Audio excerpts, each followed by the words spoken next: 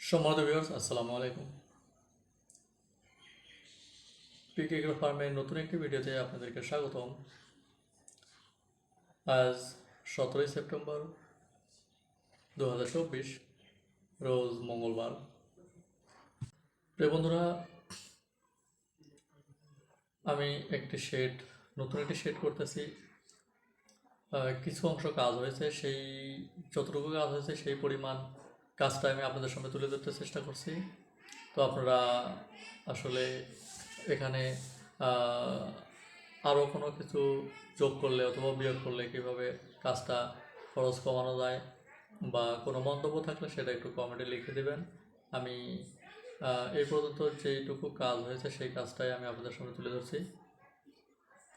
তো বন্ধুরা, কাজটা শেষ হয়ে গেলে সম্পূর্ণ খরচ, সম্পূর্ণ বিবরণী আপনাদের সামনে তুলে ধরবো। তো মূল ভিডিওতে যাওয়ার আগে আমার চ্যানেলটি সাবস্ক্রাইব করার অনুরোধ জানাচ্ছি। যারা ইতিমধ্যে সাবস্ক্রাইব করেছেন তাদেরকে অসংখ্য ধন্যবাদ। তো বন্ধুরা, কথা না বাড়িয়ে চলে যায় মূল পর্বে।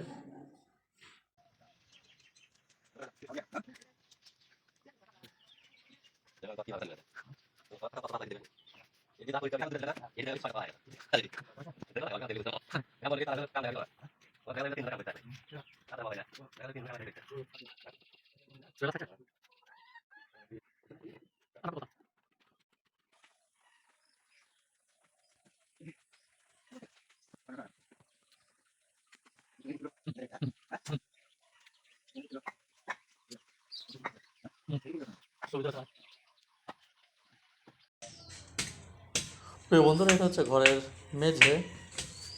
তো মেঝেতে আমরা এইভাবে ইটাগুলা সারি সারি করে বসিয়ে নিয়েছি।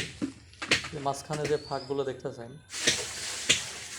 এই ফাঁকগুলোতে সিমেন্ট মশলা তৈরি করে, এই যে মিস্ত্রি মশলা তৈরি করতেছে, মশলা তৈরি করে ফাঁকাগুলোর ভিতরে মশলা দিয়ে পূরণ করে দেওয়া হবে। মানে ফুল মতো সিমেন্ট ভরে দেওয়া হবে, যাতে করে ইটাগুলা আপনার এদিক ওদিক নড়তে না পারে। এখানে ইটা ভাঙার কাজ চলছে, এগুলো দিয়ে ড্রেনের ঢালাই করা হবে। এখন যে দেখতেছেন রড বাঁকা করা হচ্ছে, এটা দিয়ে গরু বাঁধার জন্য রড রেডি করা হচ্ছে। আমি যদি এই রডগুলা বালা সিস্টেম কিনতে যাই গরু বাঁধার জন্য, তাহলে কিন্তু খরচ অনেক বেশি পড়বে। তো আমি এই রডগুলা খরচ কমানোর জন্য আমি ভাঙ্গারের দোকান থেকে নতুন রডই কিনেছি। নতুন রড যদি আমি নতুন দোকান থেকে কিনতে গেলে আমার খরচ বেশি পড়তো, সেখানে আমি এই রডগুলা ভাঙ্গারির দোকান থেকে কিনেছি প্রতি কেজি 50 টাকা। তো এগুলা মিস্ত্রি দিয়েই বাঁকা করে নেওয়া হচ্ছে, গরু বাঁধার জন্য তৈরি করা হচ্ছে। রডটা এই যে দেখুন, এই সিস্টেম হয়ে গেল। এইটা এখন আমরা গরুর যে খাবারের জায়গা, সেই জায়গা দিয়ে ফিট করে দিব, যাতে করে ওইখানে গরু বাঁধতে পারি আমরা। এই হচ্ছে ফুল ঘরের ভিউ।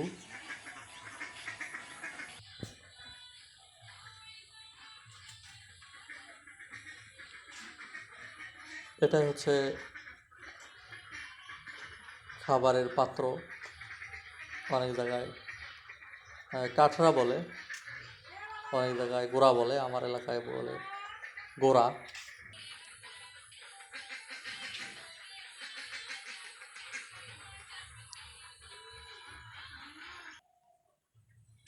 এই জায়গাটা, এই যে দেখুন রডগুলো আমি দেখাচ্ছি এখন। রডগুলা এইভাবে দেয়া হয়েছে, তাতে আমার অনেক সুবিধা। কারণ আমি যদি বালা কিনতে যাই তাহলে ওখানে বেশি একটা মজবুত হয় না, কিন্তু আমি রড দিয়ে এভাবে তৈরি করাতে কাজটা অনেকটা মজবুত যত বড় গরু হোক ওটা খুলে নেওয়ার কোনো ক্ষমতা নেই। আর আপনার সুন্দর, আরেক দিকে হচ্ছে খরচ কম। আমাকে মাথায় রাখতে হবে কাজটা সুন্দর হতে হবে, প্লাস খরচের পরিমাণটা যতটা কমানো যায়। আমার কাজও 100% হতে হবে, খরচের পরিমাণটাও কম হতে হবে। যদি একটু অসুন্দরও হয় তাতে কোনো সমস্যা নেই, যেহেতু নতুন ঘর, তো এটা আসলে ওই রকম ফিক্সড না, এবং এটা কোনো প্রতিষ্ঠিত খামার না, যদিও পুরাতন, কিন্তু ওই রকমভাবে বড় পরিসরে করা হয়নি, ছোট আকারে করা হয়েছে। আল্লাহ পাক যদি ভালো সফলতা দেয় তাহলে পরবর্তীতে দেখা গেছে এটাকে আরও ডেভেলপ করা হবে। তো দেখতে পাচ্ছেন গরু লাফালাফি করছে, এটা আমার ঘরের ষাঁড় গরু, খুবই চঞ্চল, বয়স 8-9 মাস।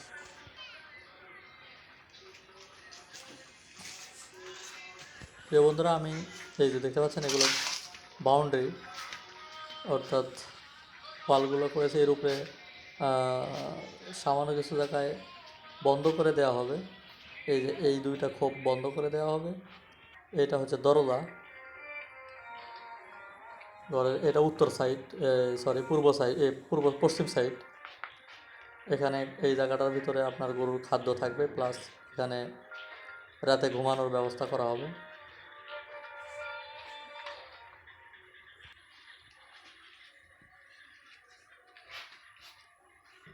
আমি ঘরের সাথে একটা বারান্দার ব্যবস্থা করেছি, এই যে, তাতে আমার খরচ কম হলো, প্লাস জায়গা অনেকটাই বেশি হলো।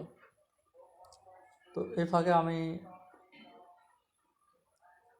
ঘরের আচ্ছা, একটা কথা বলে নেই, এই যে ঘরের মাঝে ছাদ বাবদ দেখেন বাঁশের চাটাই দিয়ে বানানো হয়েছে। এখানে যদিও রোদ পড়ে না, ঘরের উপরে গাছ আছে, এবং দক্ষিণ সাইডে ওপেন, একটু পরে দেখতে পারবেন সেই চিত্রটা। বাতাসের পর্যাপ্ত আলো এবং বাতাসের ব্যবস্থা আছে এখানে, তাই এখানে চাটাইয়ের ব্যবস্থা করা হয়েছে দিয়া আপনার সিলিং বাবদ। তো অনেকে অ্যাসবেস্টর লাগায়, আপনার হচ্ছে সিলিংয়ের বিকল্প উন্নত ব্যবস্থা করে। এখানে আসলে উন্নত ব্যবস্থার কোনো প্রয়োজন নাই, যদিও ঠান্ডা জায়গা। এই যে দেখতে পাচ্ছেন, এটা হচ্ছে দক্ষিণ সাইড।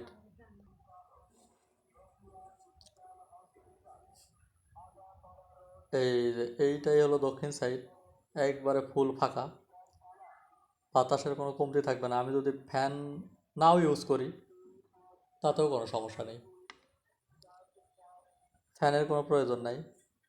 এটা হচ্ছে দক্ষিণ সাইড, পূর্ব সাইডেও ফাঁকা, খুবই সুন্দর জায়গা।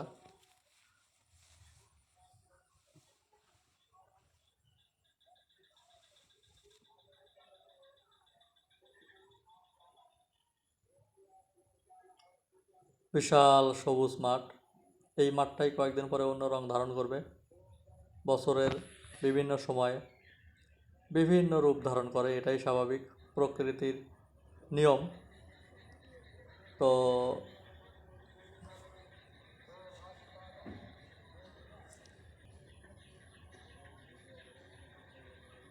প্রিয় বন্ধুরা, এই জায়গাটাতে গরুর গোবর রাখার জায়গা করা হবে।